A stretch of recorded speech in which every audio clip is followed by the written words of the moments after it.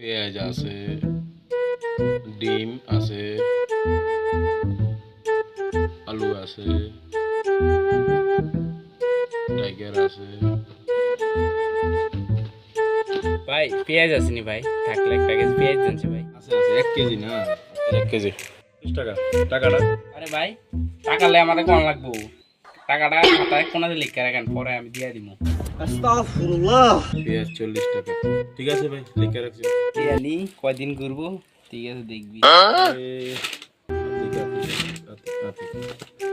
ওরে বাবারে 1 মাস হয়েছে।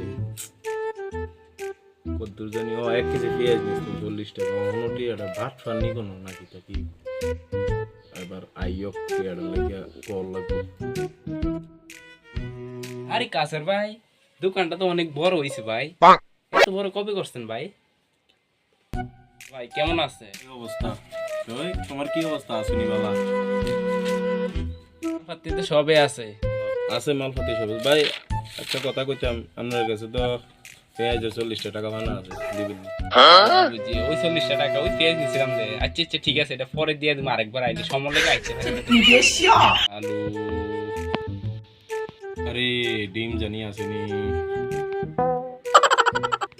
ও ডিমও আছে, যাক এবার কাস্টমার এলে